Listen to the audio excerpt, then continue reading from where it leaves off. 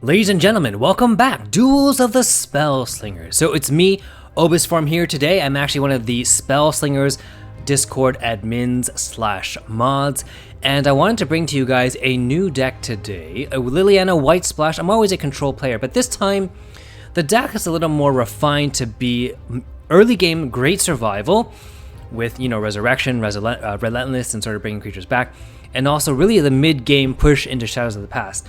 I kind of, compared to the beta days where extreme, long game control, like 14 to 22 mana Nissa, versus super aggressive Chandra, Angrath, Nahiri, like ending the game between 4 to 6 turns. I find when I'm watching other streamers and just watching it in general, I find most games are now pushed towards the mid-range, like they end on turn somewhere between 9 or 10 mana. Assuming your land doesn't proc. Even if it does proc, around 9 or 10 mana. So that's sort of the mid-game-ish range, and so I find that's actually where Ral is. I know he has a lot of burst potential, and technically he could end the game at turn, like 6 or something, or 6 or 7 mana, but it's really, really hard. It's only the most optimized draws, like Luck of the Draw. Usually he has to play around and dig and stuff, and anyways, it's kind of a mid-game meta with Ral, I know, being the meta. I know there's a lot of gripe against it, so I wanted to bring you this deck that is also mid-game and has survival potential and rush potential against Ashiok, against other, long-term planeswalkers, and as well as survival against the early game. I find it to be very well-rounded, so take a look. But before we do that, I wanted to do a little housekeeping. So we did announce the tournament, but the sign-up day and the actual start date will be depending on a very soon TM trademark, upcoming announcement from Wizards of the Coast. I am expecting maybe some balance changes, some new content, and maybe they'll, I know people are asking to nerf Ral. Who knows, maybe they will actually listen to some of the people. Maybe they will increase the mana cost of Chaos Lightning or decrease the damage, who knows, right? But anyways, I wanted to do the tournament after the announcement or after patch changes have dropped. That way everyone is actually playing the entire tournament from, the first bracket to the last finals, within the same patch, just to be fair. Also, big thing, biggest elephant in the room is Wizards of the Coast recently teased Drizzt Do'Urden. At least that's what the icon looks like, or rather the GIF. So Drizzt Do'Urden is not actually a planeswalker and doesn't actually even come from the Magic the Gathering universe. He is played as a white and green planeswalker, but he's not actually from MTG. He's from the Forgotten Realms universe. And the Forgotten Realms universe has its own books and trilogies and stuff, and it's actually part of the larger, bigger universe from Dungeons and Dragons, as you guys know, the tabletop gaming D&D, which has smaller universes such as Forgotten Realms, and also MTG is part of that smaller universe, I believe. So Drizzt Do'Urden is actually a male dark elf, and so he's green and white, and just from, the Forgotten Realms Magic set, which is where he was introduced, I think he's kind of playing maybe like a little bit of Johnny, but maybe his Planeswalker ability is more similar to Domri, where he spawns some sort of like Panther instead of, the boars. Who knows? We'll have to see really what Wizards of the Coast decides. I guess we're just really looking forward to this sort of thing on Friday, and then we'll make the announcement for the tournament. So with that, that's the housekeeping, and now I'm just going to jump straight into the Liliana deck. Alright, so let's get into today's deck. So we are doing White Splash Liliana, but I have made a couple changes in this particular thing. I added Shadow Weaver. For those who don't know already, Shadow Weaver is sometimes used in Vraska decks, but in this case, I'm bringing it here. Why? Because it mills a creature from your opponent's deck. So let's deal with it right now. It's a very attractive, lady with the black hair. Actually, I like ladies with black. That's a separate video. Nothing to do with it. Anyways, separate video, separate topic. So she'll mill a creature from your opponent's deck. And what are we going to mill when we're fighting Ral? So let's go to Ral's deck. Ral's typical deck has the following creatures that you want to mill. You guys know it's got the 2 Gitu Ember Mages, right? You want to mill those. You want to mill those, very annoying, as people say, the 0 cost Breaching Serpents.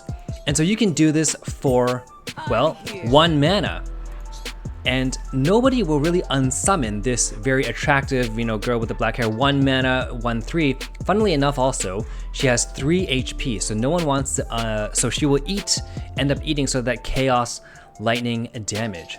So in this deck, I also added the Mausoleum Witch to give Relentless. So if you do want to, you can give Relentless to your Shadow Weaver. You can attack with her to get in 1 damage, poke damage.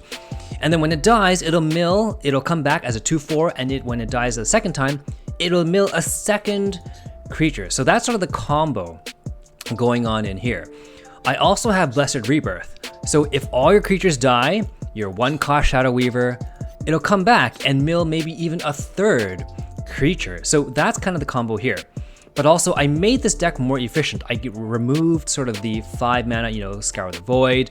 There's no more sort of Second Sun. It's a little too slow. So what I did was Shadows of the Past is still your end game, but now I also have Abyssal Chain. Why? Because Abyssal Chain destroys a creature and draws a card. Why do I want to destroy my creature? I do want them, right? Because Relentless is still there. It's still a creature to attack. I want to do that because sometimes after you've attacked, people are getting smart. They know you're White Splash. They know you have Blessed Rebirth, so they won't block your creatures because they don't want to trigger or give you something to Zombify. They won't want to give you something to Blessed Rebirth. So what you can do is you can attack and get in your damage, your 3 damage, your 4 damage, and then after that, you can kill it with Abyssal Chain. And you're like, so now that I've killed it, I've drawn a card, and now I can Zombify. Why is that important? It keeps the tempo. This deck must sort of have poked and sort of won the day a little bit by turn 10. Shadows of the Past is simply to bring back all your big guys and Relentless and just, you know, one more time attack, or to give you +5 life, right? If you're low on life and she gets 1 life. But it's really there to sort of end the game. If you haven't been able to poke with these guys, mill a little bit, grow your Relentless guys to something ridiculous, Shadows of the Past will not save you. So this deck needs tempo. It plays actually much like Vraska. Vraska can also run Shadow Weaver, also runs Abyssal Chain to destroy creatures, trigger Finale twice and get cards, also could run Shadows of the Past, but just like Vraska, or rather unlike Vraska, I don't have, because I'm not Green Splash, I don't have maybe Overrun. So I have to sort of do the damage, which is actually kind of how the way Vraska plays, right? Not all of them run Overruns as a sort of just, you know, Oko, 1-hit KO, 1-turn KO. And so now in this deck, I also have to combo off with killing your own guys and bringing it back, Blessed Rebirth. I have, of course, the Day of Judgment, where you can wipe everything out, and then just Blessed Rebirth, and that functions the same as the Shadows of the Past. I also have Sinister Southpaw, again, more control to kill off the Breaching Serpents, to get 2 Ember Mages, and then after you've Sinister Southpaw'd your own, you know, Shadow Weaver guy, and then you can just bring it all back, Blessed Rebirth. So that's the combo here today. I'm not going to get into the video about, you know, the women with the black hair track. That's, you know, separate some other time. We can talk about that over Discord. But yeah, I'll show you the matches against Vraska, against Gideon, and against Ashiok. I haven't actually had a chance to show a video against Ral, but it performs quite the same. And if you do come across a Ral and he suddenly casts a Get 2 Ember Mage, or a, you know, a Breaching Serpent, go ahead and blow your Flagrant Foul because you want to keep the tempo against them. Or go ahead and use Sinister Southpaw even on a somewhat grown up, you know, Relentless guy, just so you can kill their tempo. And then hopefully you can live to Shadows of the Past, and then that's your end game. All right, so let's get into those videos. All right, so in this particular match, I am fighting against Ashiok. And I'm going to speed up a little bit because I know the beginning is a little bit slower. So, you know, turn 1 goes to Ashiok, turn 1 goes to me. You guys will notice Ashiok is running the Fountain of Magic land, which means at turn 6 he has a 30% chance to get a random spell. And you'll see later on I made a blunder at around turn 6 or turn 7. I overcommitted to the board, and I think he wiped it. And I thought he got that board wiped from me, but he didn't. And you'll see me pay a little bit for that, but in the end it was still okay. So, you know, so turn 1 he plays the 1/2 artifact, or rather the 1/2 thing, gets the flying 3-cost 2/2 flyer. I play the Relentless Ghoul. So he attacks, and I choose to block because when I attack next time it'll turn into a 2/2. And so now it becomes unfavorable, and that's actually why I decided to block. Usually if we're fighting against very aggressive people, I would try and keep that 1/1 to trump block like a 4 damage or 3 damage, and I wouldn't block a 1 damage guy. So anyways, as it is, I do attack, he does take it, and you can see Ashiok is trying to not block these Relentless guys. So throughout this match, so of course I block the 2/1, or rather the 1/1, just want to get more cards. Also gives me something to trigger the Zombify.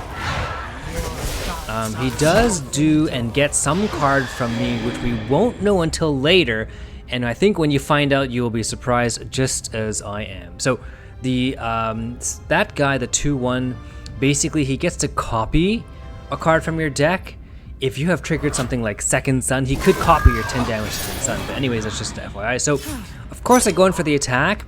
And again, Ashiok being smarter about his blocks.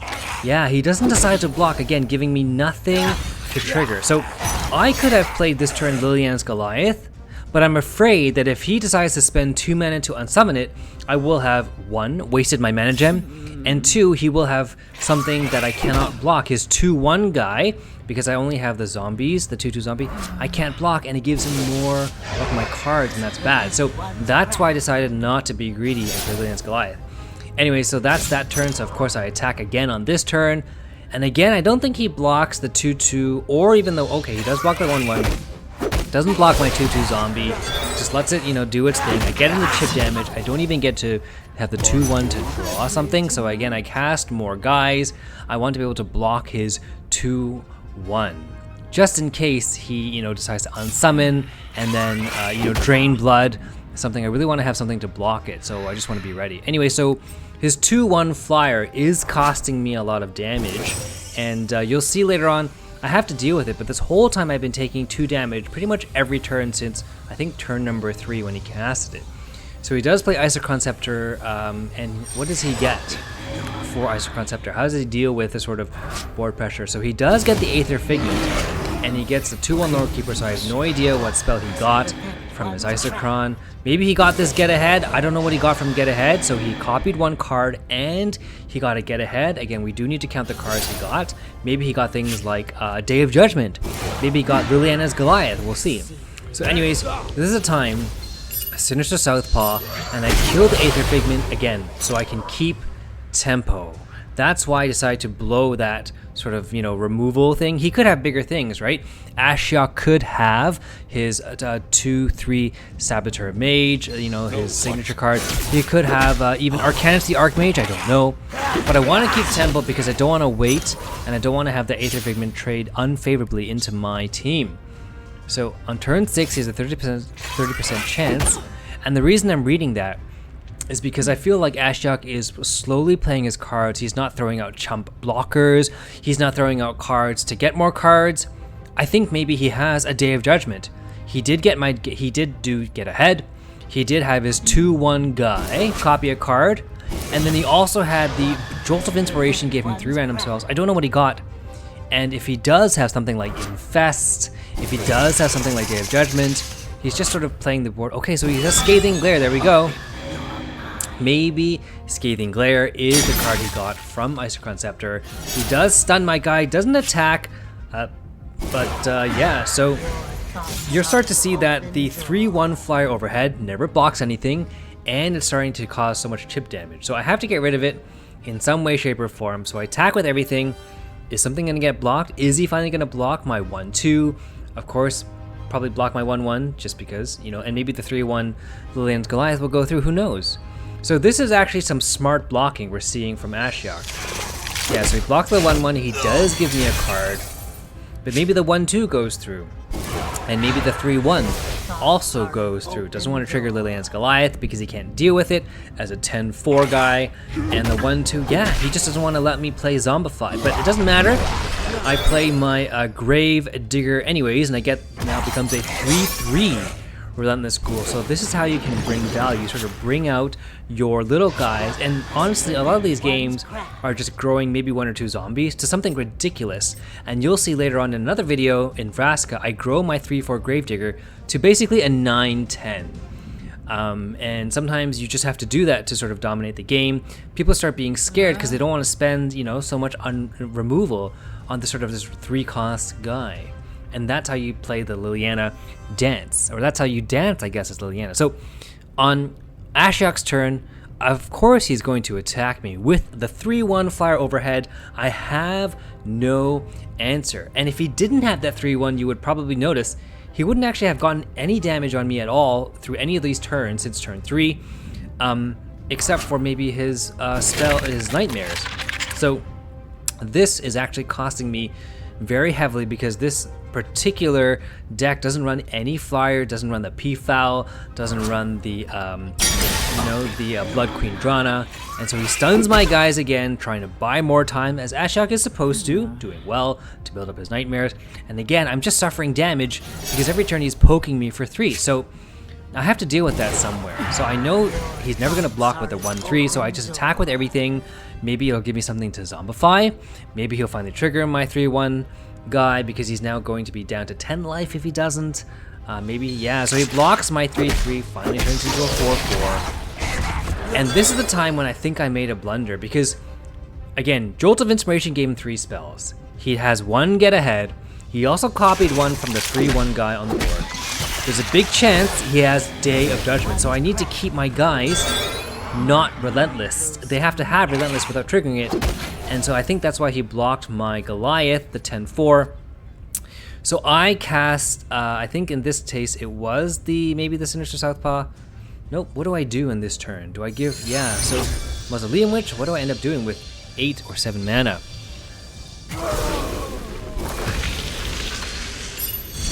Alright, so for some reason I decided to do it on the 1-2 and not the 4-4. Oh, because I wanted to, okay, got it. Because I wanted to do that and kill off the 3-1. There we go. So I made all these ridiculous plays to try and grow the board to something I can maybe, you know, 1 hit or 1 turn, next turn end it. But at 7 mana, with 3 random spells, get ahead, 4th random thing, and, you know, the guy 3-1 on board that copied, he has 5 chances to somehow get a Day of Judgment. Of course he does. And so in my mind, I'm thinking, you know, I'm safe.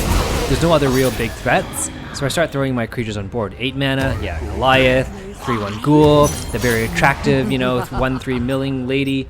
And I check out my deck. I've got 15 cards with, you know, some nightmares. He's got about 15 cards as well. So, you know, things are kind of even, but it really shouldn't be when I'm playing as Liliana. I've got 5 cards, 3 on deck, 3 on board, 2 in hand. He's got 1, 2, 3, 4, 5, 6. He's got 8 cards, and I should be at advantage of, you know, presence and also in HP, but I'm not. And I think it's because of that giant misplay I made in Day of Judgment. So I'm actually quite behind, if I'm being honest, playing as this sort of way. And he gets my Goliath. So I don't know if this was a get ahead. So now I'm getting worried. Like, I don't know if it's get ahead or something like this. But I think it's not get ahead because this is my second Goliath I casted. So maybe it was a copy. And that's what he copied from his 2-1. And then he does Grudge Match to kill off my 1-3 so that I can't, you know, bring it back. And I mill his Infectious Scorpion or whatever. It doesn't really matter. And that's just kind of how this game goes. I do end up winning it. And so we can sort of fast forward to that part. So I'll skip 30 seconds. So let's see. I just cast Zombify. Yeah, so he got his version of Liliana's Goliath from the 2-1 guy that copies a card. So I attack with mine. And I think he does block, or maybe he does trigger it, but in any case, so just skipping ahead. So yeah, he did block with the 4-5, pause it right there, and it does trigger this. And there we go. All right. So now we cast Shell Game. So, you know, Shadow Mage, Saboteur, and I'm holding on the Day of Judgment. I'm holding on the Day of Judgment because I'm just really worried. What if he has Arcanus the Archmage? What if he has, you know, Shadows of the Past? Or what if he copies something bigger? But you know what? Funnily enough, and this is the thing, so I'm going to pause it right here. So if you look at my hand, I have Day of Judgment, which I think is the time to use if you guys agree, right? If he attacks next turn with those 2/3 guys, he's gonna have 4 times the number of nightmares, and he has so much mana he can probably cast his entire hand, which would be at least 4 nightmares times for 16 nightmares. It would end the game, so I have to Day of Judgment. But if I Day of Judgment, my relentless guys will die, and if I cast Blessed Rebirth, they won't come back because, well, Blessed Rebirth will only allow the guys that died, but if they're still alive, those 3-1 guys, they come back as 4-2, my Blessed Rebirth won't trigger. So what do? I don't cast Day of Judgment. I attack with everything, and I hope and pray both of the 3-1 guys will get blocked, and if they do get blocked, then I destroy the board with Day of Judgment, and then I will cast Blessed Rebirth. So let's see how that works. So I attack with everything. I hope both the 3-1s get blocked and trigger Relentless. Of course, the 10-4 will get blocked no matter what. Whether he dies or not is up to, you know, the, I think it's Korean, something, you know, some letter, rectangle, square, and then the letters that spell the word 1. Sure.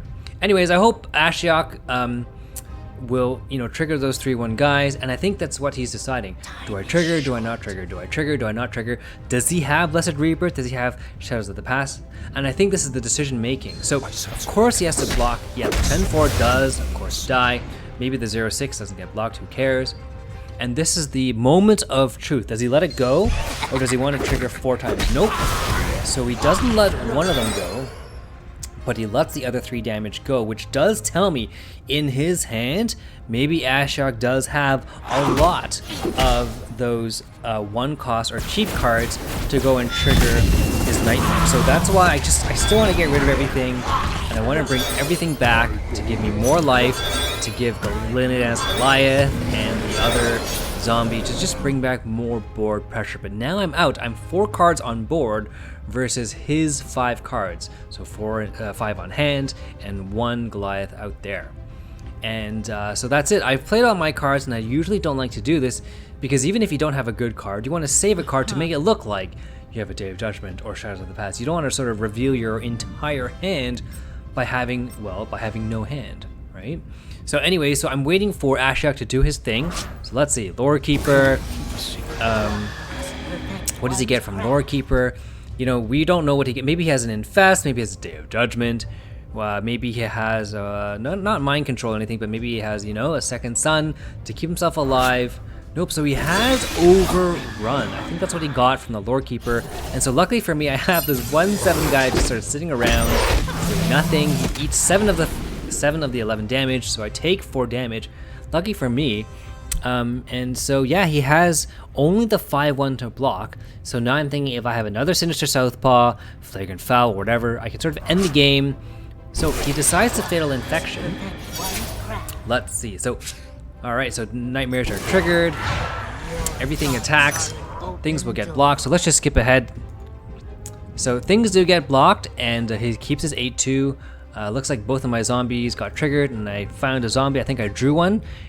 Or rather, I did the Zombify. And so he does get the Infest. It does slow down my tempo. And, you know, he does get the Shell Game. So yeah, this is a more control-centered Ashiok. Less random. He had the Shell Games. I think he just hard-casted the Infest. I don't think it came from, you know, Jolt of Inspiration or whatever, Lore Keeper or something. I think he just sort of had these in his deck. At least that's my guess. So yeah. So I'm thinking now, you know, he does get the 4. So I was going to say good game because, you know, I thought it was over, but then the 4 Nightmares triggered, and now he's still alive. So game is still on. But luckily now I'm back at card advantage. I have my 4 on board, really 3 on board, versus his, oh nope, his Fountain of Magic triggered. So now I'm back to no card advantage, and he has 4. He could just cast all 4 things. Who knows what he has? So let's just skip ahead to the decision making. So he does cast the 1/2 guy, gets the 2/2, cast them all, and now I do attack. And lucky for me, I do draw my endgame Shadows of the Past. So you guys can kind of see how this is going. Yeah. So as you guys see, even though it wasn't optimal, I still forced a Shadows of the Past. I should have, or could have, waited. But I find that if I'm at such low life, at 9 life, and he only has 1 HP, I really just need one of these single creatures, but really it's not favorable. And I really should have found a way to destroy this, but I don't. In any case, I think this is how I end up winning the match. So let's see what happens. So he casts Unsummon. Glorious Anthem breaks his fire at 3/3 again. Flying is my weak point of this sort of thing, but I do get the Flagrant Foul, and that's how I end the match. So I hope you guys enjoyed watching this. We're going to go into the Vraska match and the Gideon match and show you just how powerful the 3-mana white card is to bring all the creatures back.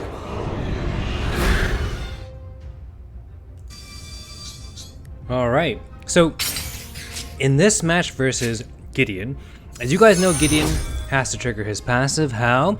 By having at least 3 other attacking creatures. And if Gideon does, then Gideon himself comes out to play.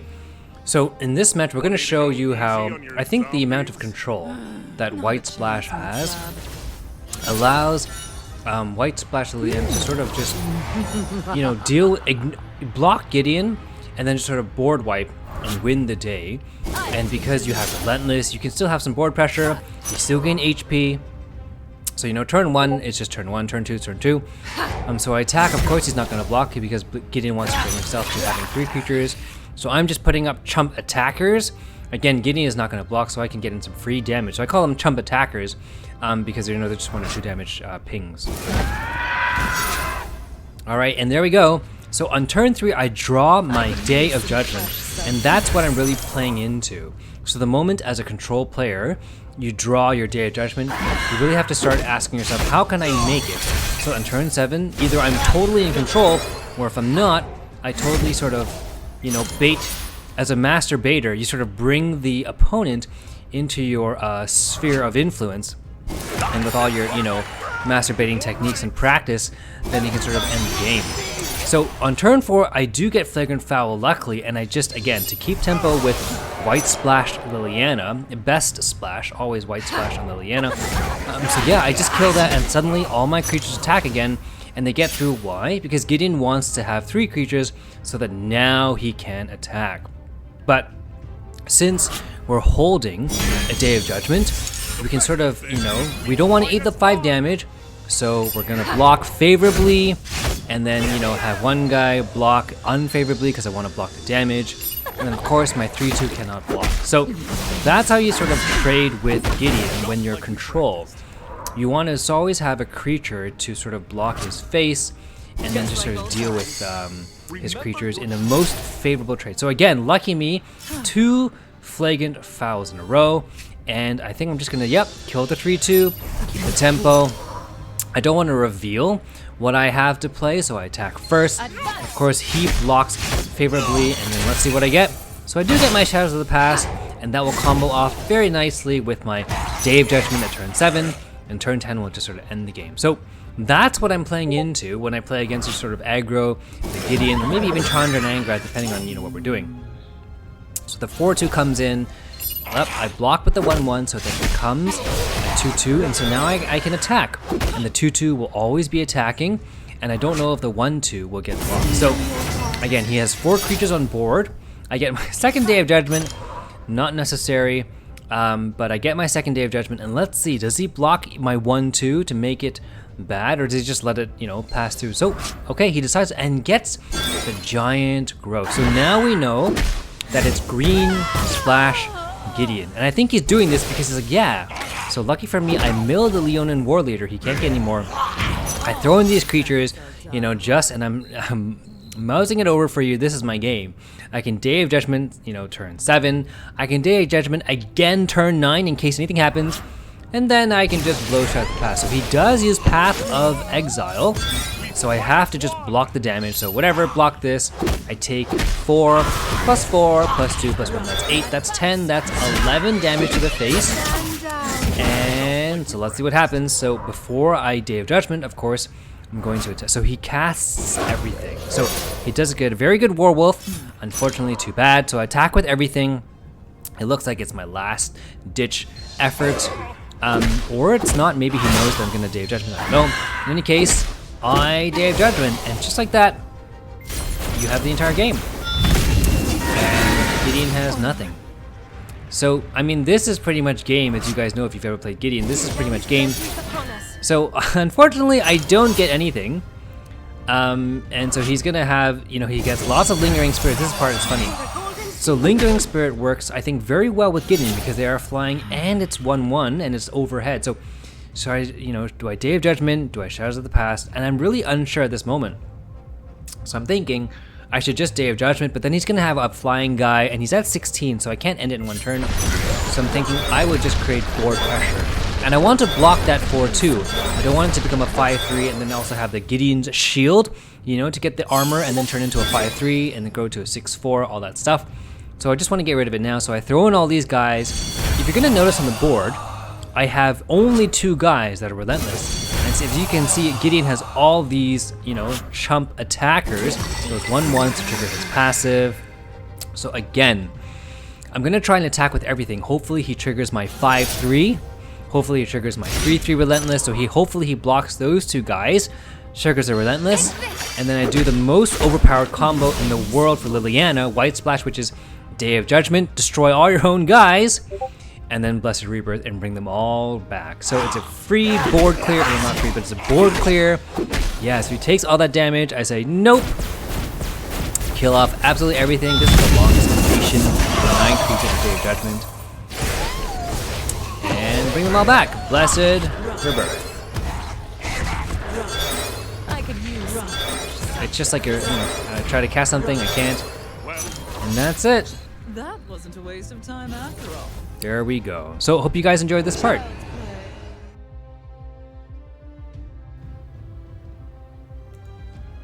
Alright, so in this video, I do fight Vraska, and funnily enough, having those 2 abyssal chains where it has, 3 charges to destroy my own creature and draw a card. It does actually play like Vraska, but as you guys will see, despite having all those early card zombies, chance of chances, I mean, I don't get my early zombies. So I have turn 1, and I'm waiting here because I actually, went over to my recording studio thing.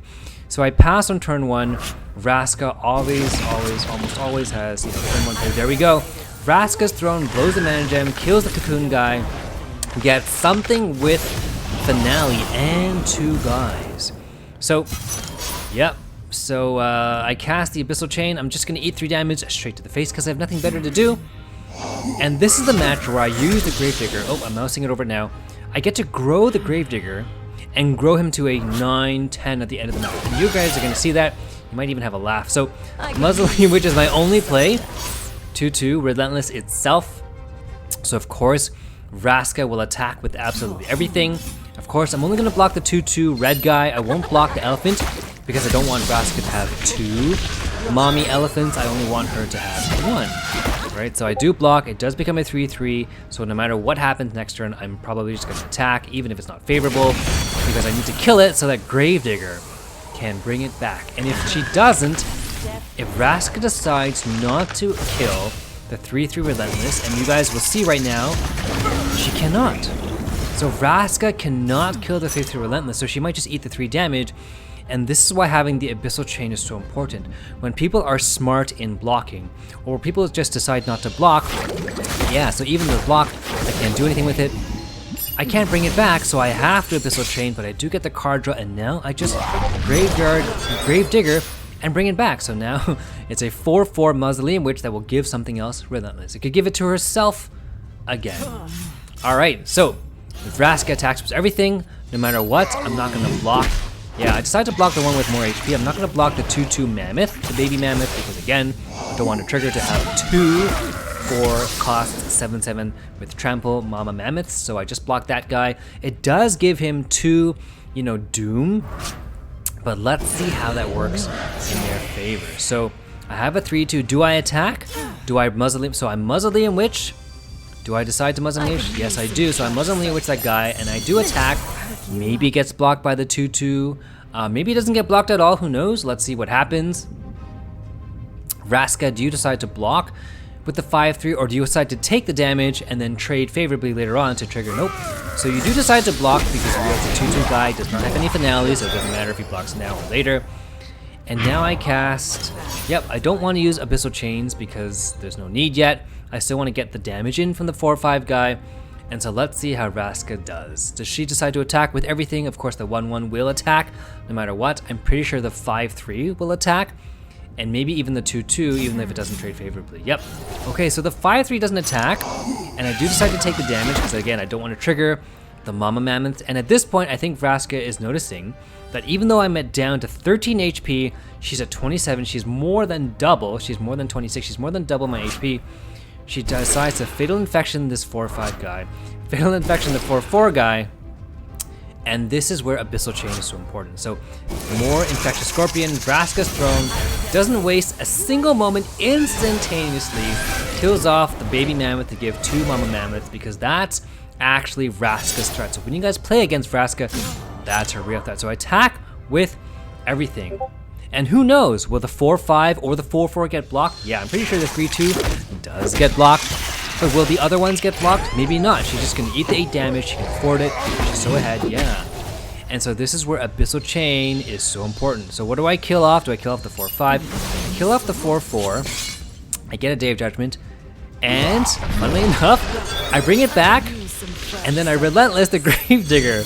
So the Gravedigger does die, but he does come back as now a 5/6. and thanks to the relentless, the chain that allows me to kill my own creature, I Gravediggered it back, the one that I just killed, and gave relentless to the Gravedigger. So that's the combo we're playing between these two cards, with the Abyssal Chain to kill your own guys on your turn at your command. That's the power of it. So Vraska does attack, and so now my HP is back up to 15. She's down to 19 because she took 8 from before, thinking that the Infectious Doom would take care of it. It doesn't. So I do block. Vraska does get two zombies, and let's see how she uses it. Does she use them as fodder for her Vraska's throne? Does she, you know, do something else with it? She sacrificed it like I'm doing with the Abyssal Chain to draw more cards. Cast the Mama Mammoth, and I don't have anything to do with it on hand. I'm not gonna blow a Day of Judgment just for one Mama Mammoth. It would have to at least have 2, because we know I think she has 3 of them, or maybe at least 2 of them. So yeah, again, decides to Infectious the 5/5. The 5/6 will probably get blocked. Yep. She's thinking, you know, the 5/5 is just gonna die, right? I'll take the damage. But I say, nope. I will Abyssal Chain it, and then Blessed Rebirth. There we go. And that's the value. So now I grew my Gravedigger to 6/7. Again, my deck, this particular deck, has to keep tempo. So either I have to find a way to chump block that 7/2 or Flagrant Foul it in order to keep at the attacking tempo. So that's the power of Abyssal Chain. It destroys any value that people will have had by infecting things with Doom and letting it go through. They will think Doom take care of it, but you get to kill it. So Vraska, luckily, very lucky, gets Ilarg from Vraska's throne because it is a creature with finale, so I do have to block and kill it. It does give him 4 charges of +2/+0 and trample. So now I'm in a little bit more of a pickle because suddenly all of Vraska's creatures can trade favorably by giving them 2 damage and trample. And I have to start dealing with that. Let's see how I deal with it. So now we're back up to, yeah. So again, that flyer is a big problem. So I think I just have to attack with everything, maybe Flagrant Foul it. We'll see what I have to do. And we'll see. So I don't think the 3/1's gonna block. Yep, so it's relentless. 2/1 probably goes in. There we go, boom. And do I Flagrant Foul the no, what do I do? Yep, I'm trying to do this. So the reason I do that is because I want to get rid of the next baby mammoth that turned into a mama mammoth. I want to get rid of the next mama mammoth. So I do have to blow a Flagrant Foul on the 1/1 flying, because again, I don't have any flying destruction. I only have Flagrant Fouls, 2 Sinister Southpaws, and Day of Judgment to combo off, you know, with your Blessed Rebirth, a 3-mana white card. So now it's Vraska's turn, and you'll now see, even though she was so ahead at one point and double my HP, she took all that damage from my Relentless guys, thinking that, you know, the Infectious Doom would end it, but it didn't. And I comboed it off, and I killed them off with the Abyssal Chain, and I brought them back with Gravedigger. So it looks like Vraska does her own combo off with Gravedigger, and I get the feeling I'm scared here because I thought the Gravedigger would bring back either Ilarg or the 7/7 Mammoth. And if it had a choice, I think it'd be Ilarg, right? Haste gives you more artifact. So I attack with everything, and Vraska does not want to go under, you know, 10, so it does block. That's not a favorable trade, but you know, whatever. The reason I do that though is because, again, I'm close to 10 mana. I'm close to Shadows of the Past. So I bring back a 4/2 Relentless guy. It's 5/3. You know, just sort of throw things on the board. And this, my Gravedigger is now a 6/7. Yep, I was like, I can't give up that. It becomes a 7/8 Gravedigger. It's ridiculous. And I think this is the part where Vraska gets another Ilarg thanks to the Gravedigger. Ilarg itself being spawned from Vraska's throne, which gives you a random draft of 3 creatures with finale. There's a Mama Mammoth. Okay, so there's no Ilarg yet, and there's 2 Mama Mammoths. So yeah, what do? I was thinking that I'm still scared that maybe he still has Ilarg or something, so I decide not to blow Day of Judgment. Also, I don't have enough creatures with Relentless. I have a 7/8, which is super big, so I might as well keep him to block the 7/7 Mammoth. It might become a 7/9 on Vraska's turn because of that, you know, that 3 charge artifact +2 damage and trample. But anyways, I do get some damage in, so I'm thinking again, I'm just gonna throw out creatures. I want to draw more things, and this is the part where I wasn't sure. If I did lose my board, should I Shadows of the Past? and keep the tempo going? Or should I just wait for Vraska to play her, you know, Sister of Stone Death, to play maybe Kothofed, to play maybe the other Ilargs and the Mama Mammoths or whatever? I'm very hesitant to throw out my Shadows of the Past, because if she has Sisters of Stone Death, well, it kind of screws up all my creatures. My biggest creature becomes a 2/2 stone guy, and so it destroys the entire, you know, the buildup of the Gravedigger. It destroys the buildup of the 6/4 Relentless guy. So, okay, so it does get another Ilarg, and I do have to block it, unfortunately. But I don't want to block it, you know, and give it so many artifact charges. So yeah, I'm just going to take the damage, trigger Relentless, because Vraska used all her mana, only has 2 mana left. Maybe she could throw out a zombie or something. I just want to go in for the attack and smash face. So yep, there's a 2/2 zombie, and look how she used the artifact. Very effective. That 2/2 zombie is now a 4/2 and can now kill my 4/4. So again, I'm thinking, shouldn't I? Day of Judgment. I get my second Day of Judgment, so I have, you know, more health insurance. Thanks, Manulife, for paying my dentist bill, and I had cavities earlier today. I had fillings. So I do have more, you know, life and health insurance. I don't trade the most favorably, but I do get some damage in. So I do get 5 damage to the face. And this is the part I'm thinking, should I Shadows of the Past, or should I not, to just keep up the tempo? Yep, I have to Day of Judgment. I can't deal with that 7/1 guy, because he's just going to smash and then, you know, have more artifact charges. So I have to deal with it now. And I just cast my 1/1 Relentless guy, hoping that he doesn't have another Ilarg. I don't know what he got from his Vraska's throne.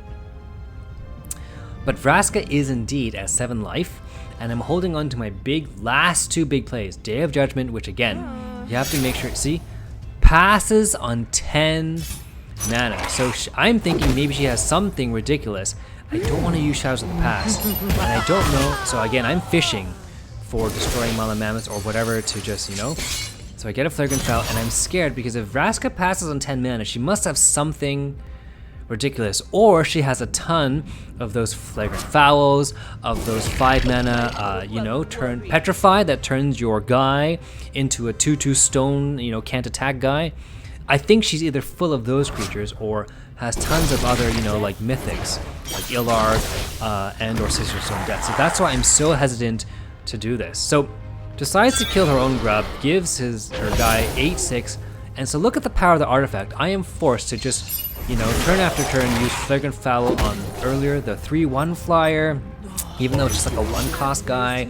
On this 3-cost guy, because of that artifact giving trample, I'm just forced to control it the moment it comes out. So yeah, there we go, Sisters of Stone Death, I was right, Sisters of Stone Death. So I'm still scared that if I Shadows of the Past, something ridiculous will come out, so I'm just hesitant. Decides to kill it, even though it would have been a nice block and sort of just traded evenly with the 1/1 turning into 2/2. Gets more baby mammoths, gets a lot more baby mammoths, and now I'm thinking, you know what? I had a misplay. I should have played Shadows of the Past. I should not have waited. I only have 5 cards left. If I don't Shadows of the Past now, I'm not going to have enough turns if Vraska decides to stall and just throw a bunch of creatures there. I don't have trample. I won't be able to end the game. So now I'm thinking I made a blunder earlier. I should have Shadows of the Past and not waited where I was forced to Flagrant Foul everything so many times. So there we go. There's the Sisters of Stone Death. There's the Undead Striker. And now I'm thinking I can finally Day of Judgment properly. So I think this is the time to play Day of Judgment. I only have 4. Yeah, I'm so worried. 4 cards left. You know, trigger the 5/1 Relentless, Day of Judgment, and then maybe Shadows of the Past. So let's see what I do. Do I Shadows of the Past? Yeah, so there we go. I Shadows of the Past. 8/9 guy is ridiculous. 7/7, 7/5, 5/5. But again, I'm missing Relentless guys. My 1/1 is not here that grew up. My Liliana's Goliath got turned into stone earlier. So I don't really have very good Day of Judgment synergy. So when she attacks this turn, I don't have a choice. I think I just have to, you know, take it on the chin. But luckily, because of Shadows of the Past and all the other Relentless combos, we do get a lot of life to play with. It's almost like Nissa, except, you know, Nissa can grow to a lot of mana, a lot of HP, but we have also grown to a lot of HP. Decides to attack with a 9/5. Yep, I don't block. She has 14 mana, and I'm a little worried. What if she has more, you know, Mama Mammoths? We saw that she has at least 2 more Mama Mammoths, so I'm very hesitant to blow my Day of Judgment because I don't actually have Shadows of the Past. So does this 5 Flagrant foul my 8-9? So there he goes. Goodbye, Mr. 8-9. Finally plays Mama Mammoth number 1. And I'm thinking in my head, you know, I still have to wait for Mama Mammoth number 2.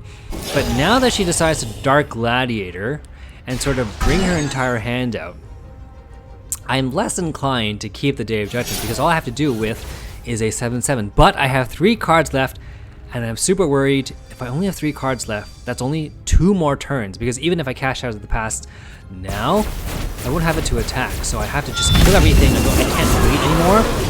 Have my guy grow up to 8/6, the power of the Relentless, and then give him Relentless again. So even if she throws a Mama Mammoth down, she will be forced to block the 8/6. She could block the 2/2, but she will have to block the 8/6 at least with a chump blocker.